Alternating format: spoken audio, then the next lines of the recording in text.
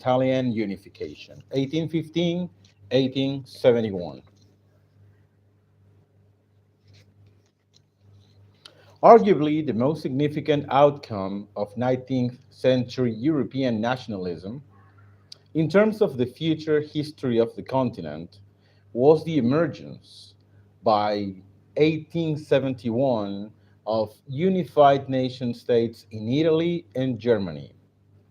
Neither of these eventualities looked likely in 1848, 1849, when nationalist uprisings were crushed and the status quo was forcibly reimposed. Status quo. Is that the way you have to pronounce that? Let me check. Status quo. Status quo. Status quo was forcibly reimposed. As it happened, neither Italy nor Germany would be unified through popular insurrection, but through a combination of political maneuvering and military force. Italian nationalism. The Congress of Vienna, look, Italian nationalism. The Congress of Vienna restored Austrian domination over much of northern Italy. The rest was divided into kingdoms ruled by absolute monarchs. At this time, only a small section of the nobility and the middle class indulged in dreams of a united, independent Republic of Italy. Some Italian nationalists formed secret societies, the largest of which was the Carbonari. An important early champion of Italian unification was Giuseppe Mazzini, 1805-1872, who created the organization Young Italy to awaken ordinary Italians to the ideas of nationalism and republicanism. The Carbonari organized nationalist uprisings since 1820 in Sicily and Sardinia, Piedmont, and in 1831 in the Papal States, Parma and Modena. All were put down by Austrian forces. In 1848, the wave of nationalist revolt that spread through Italy was forcefully suppressed by the Austrians and the French. Conservatism was not wholly triumphant, however. In Sardinia, Piedmont, a constitutional government survived, and in 1852, its new nationalist prime minister, Count Camillo di Cavour, 1810-1861, began the process that would lead to Italian unification 10 years later. Risorgimento. Risorgimento now. Risorgimento. Cavour's first aim was to gain independence from Austria. To this end, he negotiated a secret alliance with France. Then, in 1859, he engineered the war with Austria. With French help, Sardinia-Piedmont defeated Austria, forcing the Austrians to cede Lombardy via France to the Piedmontese king Victor Emmanuel. In a series of elections in 1859, 1860, all the northern Italy states, except Austrian-controlled Venetia, voted to join Sardinia-Piedmont. Meanwhile, an Italian nationalist revolutionary leader called Giuseppe Garibaldi, 1807-1882, invaded Italy from the south with a small army of followers. He conquered Sicily and Naples. How do you pronounce Naples? Is Naples or Naples? Let me check that real quick. Naples. Uh, he conquered Sicily and Naples, then handed both over to Victor Emmanuel. Next, Cavour moved his forces into the Papal States, forcing elections there. All but Rome voted to join Sardinia-Piedmont. By March 1861, the whole of Italy, apart from Rome and Venetia, was united under the rule of Victor Emmanuel. Venetia joined in 1866. Prussia promised Venetia to Italy in return for Italian support in Prussia's war against Austria. Finally, Italy annexed Rome in 1870. So here you have the timeline. I'm going to read the timeline for you. 1833, Giuseppe Mazzini founds Young Italy. 1848, 1849, Italian revolts against Austrian rule fail. 1849, Victor Emmanuel becomes king of Sardinia. 1859, Piedmont, supported by France, expels Austria from northern Italy. 1860, Garibaldi invades Sicily and captures most of southern Italy. 1863, 1864, Prussian-Austrian force expels Denmark from Schleswig-Holstein. Prussia gains Schleswig, Austria gains Holstein. 1866, Prussia defeats Austria in 7 Weeks' War. Austria loses Venetia and Holstein. 1870, Prussia triumphs in Franco-Prussian War.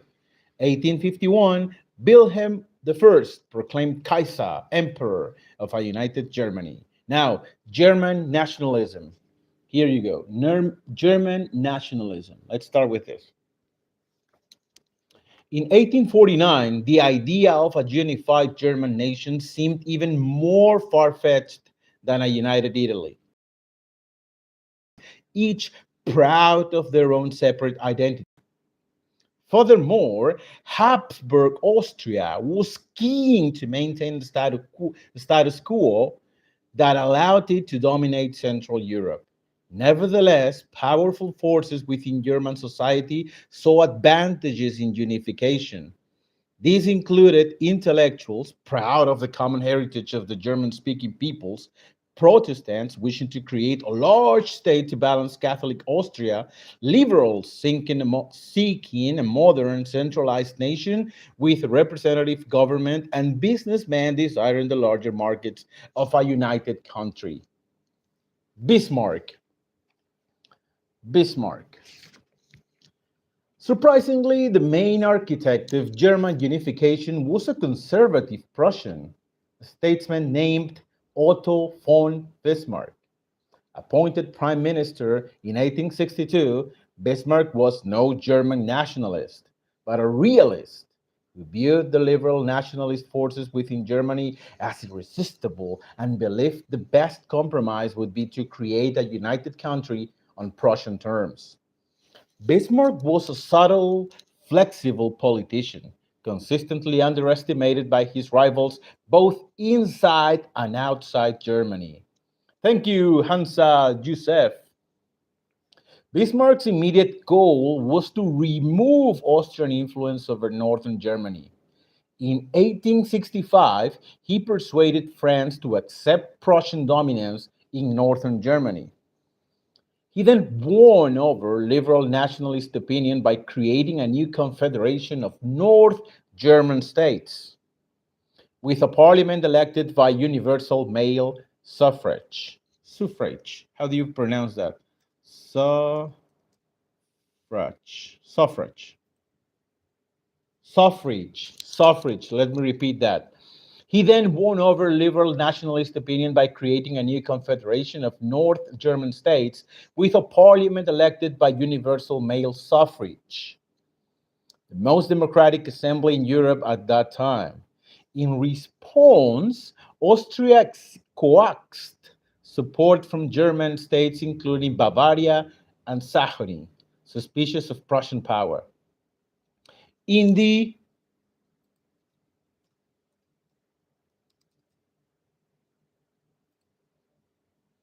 ensuing 7 Weeks' War, June-July 1866, Prussia quickly defeated Austrian Saxony and gained the territories of Hanover, Saxony, and Holstein, confirming its domination of the North German Confederation.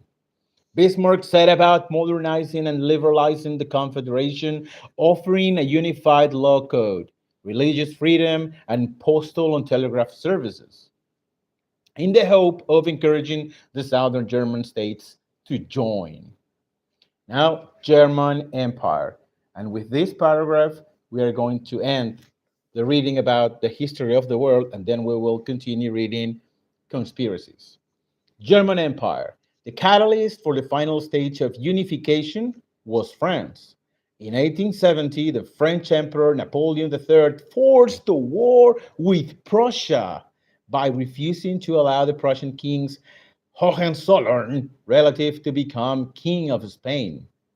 The Prussian army routed the French, capturing both their emperor and their capital. Bismarck took advantage of the victory to press the remaining German states of Baden-Württemberg and Bavaria to join the Confederation. Encouraged by guarantees of significant autonomy, they agreed. And in January 1871, the German Empire was proclaimed, with Wilhelm I of Prussia its first emperor. Well, that was it for History of the World. Tomorrow we'll have another interesting subject as well. I promise that. And now we're going to read Conspiracies. Today's subject, as you can read in the title, the crash of the TWA Flight 800. So let's start with this. Late in the evening on 17th July 1996, TWA Flight 800 took off from New York's John F. Kennedy Airport on a transatlantic flight to Paris. But just 12 minutes into the journey, the plane suffered an explosion and crashed into the Atlantic Ocean off the coast of Long Island. There were 230 passengers and crew on board, and none survived. The sheer loss of life and the rarity of major aviation accidents in the United States, along with how do you pronounce this? Give me a minute. Nascent. Okay. The sheer loss of life and the rarity of major aviation accidents in the United States, along with the nascent internet conspiracy theory movement, combined to create what was maybe the first large scale online conspiracy theory related to a plane crash. Such theories are almost a foregone conclusion now. What's foregone? Sorry.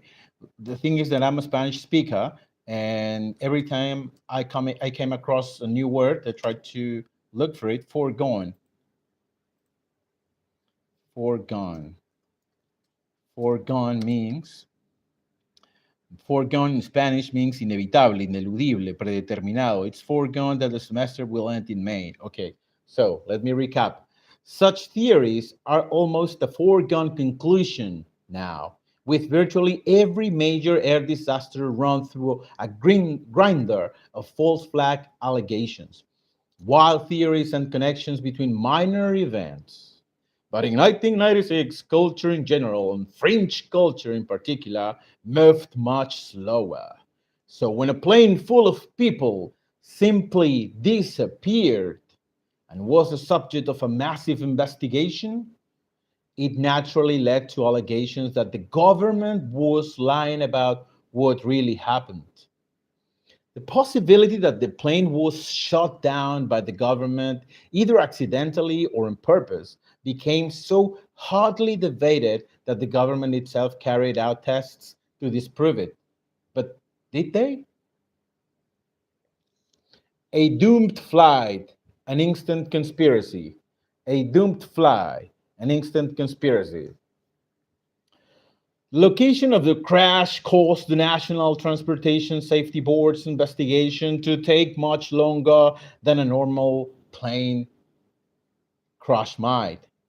To the NTSB's credit, they managed to recover all of the 230 bodies in 10 months and reassemble 95% of the plane's frame, with the missing pieces deemed too small to be of significance. But even as debris was painstakingly being moved from the ocean floor to a hangar in upstate New York, a parallel narrative was building. that witnesses saw an ascending streak of light moving towards a part of the sky where a large fireball appeared. The FBI interviewed over 750 witnesses, and over 250 described variations on the same thing: a bright object spiraling, ascending, or streaking towards an airplane, followed by an explosion, with the sound following closely behind, and the target falling into the ocean into pieces. In fact, 38 describes such a streak ascending vertically, almost straight up, exactly like a missile would. The FBI then contracted the CIA to use summaries of this eyewitness testimony. The interviews weren't recorded, to create an animation of what the witnesses described. So here we have a photo of the reconstructed wreckage of the plane from TWA Flight 800. Almost the entire plane was recovered. This is the entire plane tried to be recovered.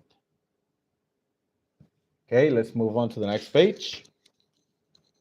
And the testimony and animation, along with the involvement of America's most shadowy intelligence agencies and the slow pace of the NTSB investigation, led observers to come to one conclusion: Flight 800 was shot down by a missile. These theories burbled for years until the NTSB released its final report in August 2000. What's burble?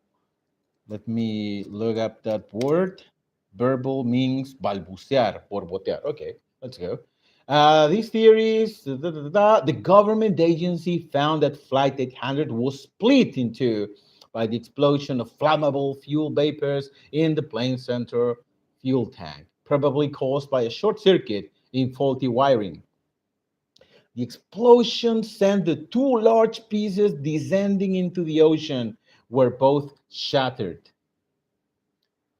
What happened to Yamashita's gold, says Rush Muffy. Well, Jaime Becerra, hey Cepita, thanks for reading English. I'm very enthusiastic, Kinshasa fanatic who likes to improve English language in this type of context very helpfully. Thank you. Thank you, Jaime Becerra. Let's move with this. The explosion sent, okay. While the center fuel tank explosion theory was plausible, the NTSB paid heed to the conspiracy theories.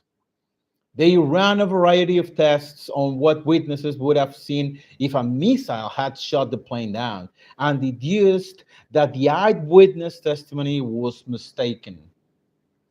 They even tested what it would look like if a missile exploded near the plane, as well as testing what a bomb explosion would do to the plane's frame.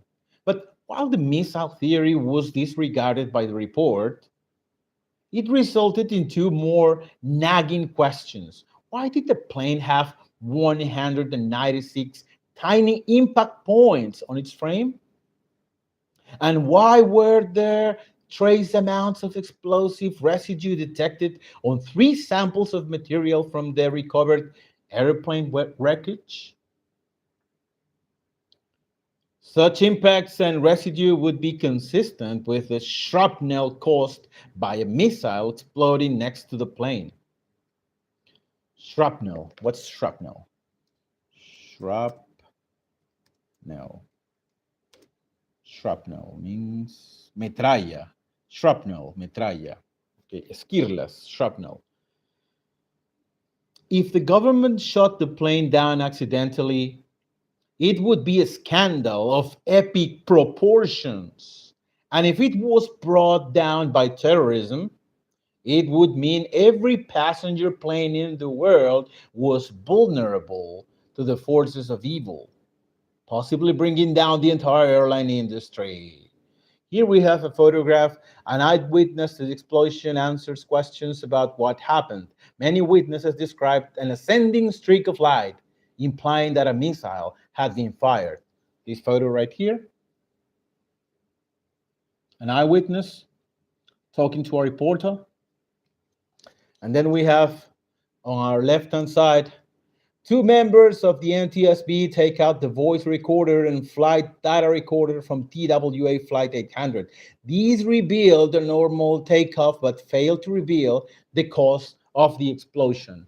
So, no cause for the explosion, everything was all right, but then when they wanted to search for more information in this piece of equipment, none was obtained. Conspiracy theories can't change the laws of physics. Conspiracy theories can't change the laws of physics. Ñam, ñam, ñam, dice Jaime Becerra. Okay. So, who fired the missile? Why? So, who fired the missile? Why? And how did it happen? Such a missile would have to have been fired from something, either another airplane, a landed based installation, or a boat. Was there anything in the area that could have launched it? The US military reported that the only aircraft in the area of Flight 800 were a P 3 Orion anti submarine plane, an HC 130P air sea rescue support plane, and an H 60G rescue helicopter. While an Orion can theoretically carry air to air missiles, they would have no particular reason to be armed with such weapons during peacetime. The other craft don't have the capability to shoot another plane down.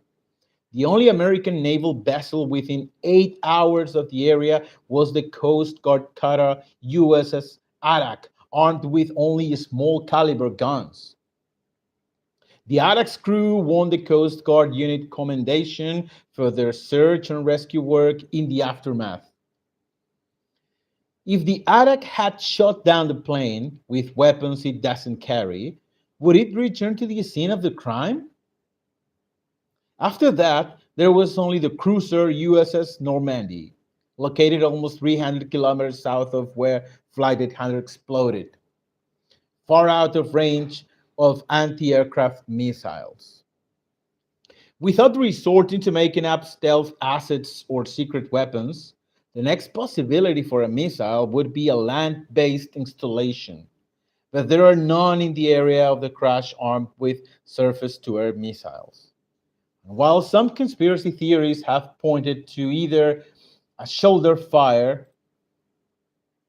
let me see if it's correct, pronounced missile as missile. Missiles, okay, missiles.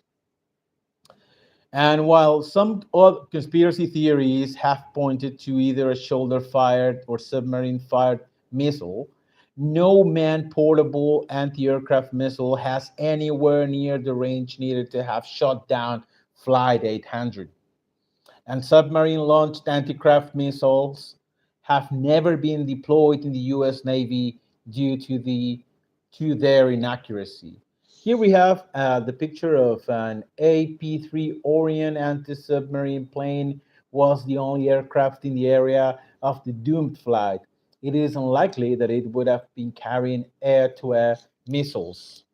There you go, the photo of that piece of equipment, that flying piece of equipment. What else do we have here? Any other unknown asset would need to have been scrapped from the records of every military and civilian radar in the area. With everyone able to report on such an asset eliminated, it would also require all evidence of a fired missile being eliminated and the faking of a 4 year NTSB investigation. Hundreds or even thousands of people would need to be involved. Multiple murders would have to be carried out, and reams of evidence would have to be destroyed. It would be a cover up of massive proportions. Paradoxically, it would also have left seemingly hundreds of witnesses whose testimony was eventually released publicly. It affirmed that what most saw was consistent with two large flaming pieces of an airplane streaking towards the water. Streaking towards the water. Let me check if that's the correct way to pronounce it. Streaking towards the water. Other testimonies claim to have simultaneously seen and heard the streak an explosion, violating the laws of physics, as the light of the explosion would have been visible about a minute before the sound through the ears of the witnesses. As for the minor impact holes, they were likely caused by debris hitting the plane. Debris. Okay, as for the minor impact holes, they were likely caused by debris hitting the plane after the explosion. And the explosive residue probably wasn't on the plane initially, as contact with water would have diluted it. Instead, it was likely the result of the boots of military personnel contacting the wreckage. In 1996, the internet was ripe for an anti government conspiracy theory taking off. Flight 800 was the perfect mix of unusual events, government involvement, and tragedy. But nothing in the intervening years, but nothing in the intervene, which means intervenir, transcurrir. Okay, in the intervening years, has changed the NTSB's findings, an internal explosion caused by fuel fumes sparking. It was a once in a decade tragedy with no satisfactory explanation other than bad luck. And to end this reading, we have here the photograph that says the USS Arak responded quickly to the disaster and played a major role in the search and rescue efforts. But that has not stopped conspiracy theorists from suspecting the vessel of foul play. There you go. That's the last image. And with that, we are done with our readings. I'll wait for you tomorrow. I'll wait up for you tomorrow, guys, so we can have another healthy discussion. See you then tomorrow.